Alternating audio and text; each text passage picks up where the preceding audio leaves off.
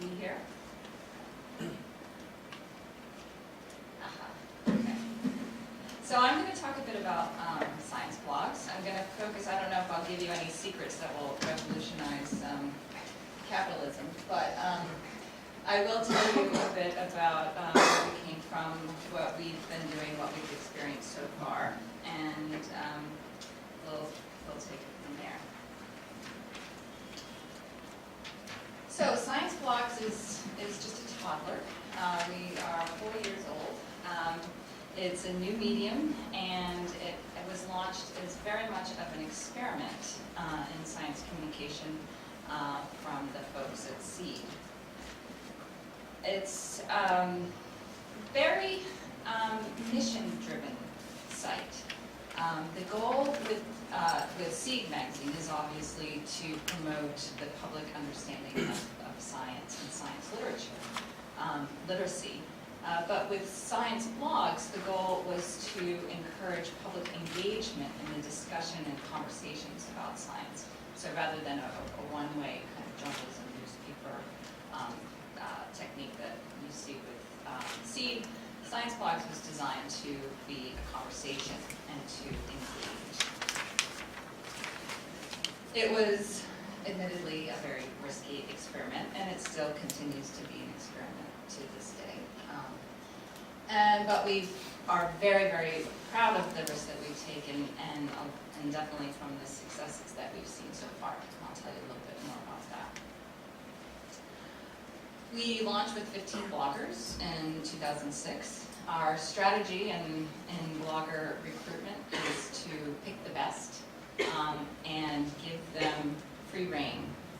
We have very little attempts to provide editorial control or censorship. We are looking for the bloggers who can cover the breadth of science and who will engage their communities. And so far that's worked very well. Again, like I said, diversity is key.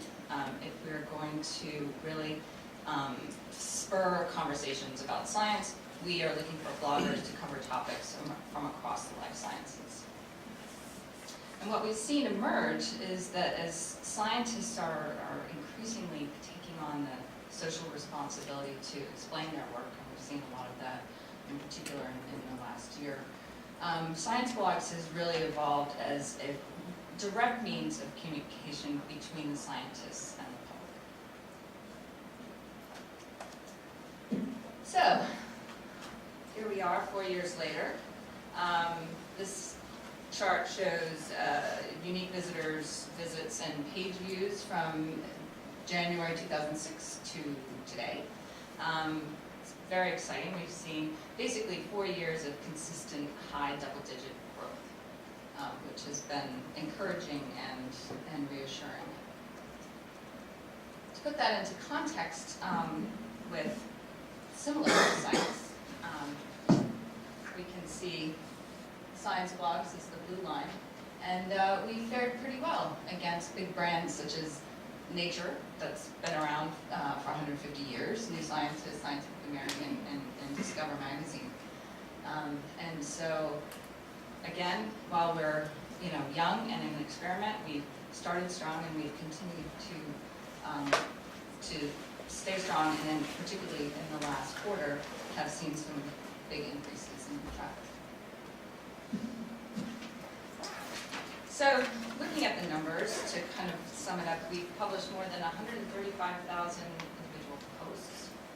We've attracted over 2 million comments, so if you do the math, it averages about 15 comments per post. Obviously, some posts get hundreds and some get none. But in terms of fulfilling our goals of engagement, the comment to post ratio is very important. It's very encouraging.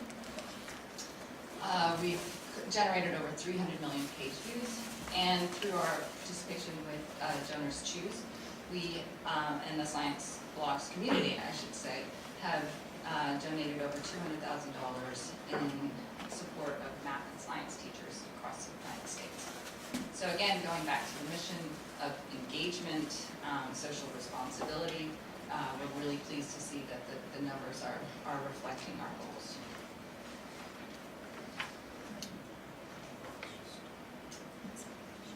Editorial excellence. This is a quote from Mike at Time that did a very good job, we think, of explaining ScienceBlogs. And I'll just read a couple parts of it. It used to be that science journalists stood between scientists and the public. Scientists did research, then we asked questions, and translated their dry jargon and complicated ideas into scintillating prose. Sure, there are a few scientists like Sagan, Gould, and Tyson who wrote engagingly about the mysteries of the natural world, but they were relatively few. Now look what's happened. Go to the ScienceBlogs website and you'll find dozens of actual scientists commenting in real time on every aspect of science you can imagine. It wouldn't be so bad if they were inarticulate, but most of them aren't. They're eloquent, funny, sarcastic, and really smart. The last kind of goes without saying. No sooner does a paper appear in a major or even a minor journal than they jump in with knowledgeable reaction. And this is excellent, again, reassurance of our accomplishing our goals of creating a direct line of communication between scientists and the public. It also supports our contention that our bloggers are awesome. You know, they're creative, they're smart, they're funny, they're engaging. And you know, it's great to share that with the world that scientists can be all those things and really smart too. And also speed and breadth of coverage of discussions. You know, when big scientific events or stories or controversies hit, we can see immediately not only are we able to, you know, generate a lot of discussion on ScienceBlogs, but because of the breadth of the community, we can immediately generate many, many views, multifaceted views of those issues in a very short period of time.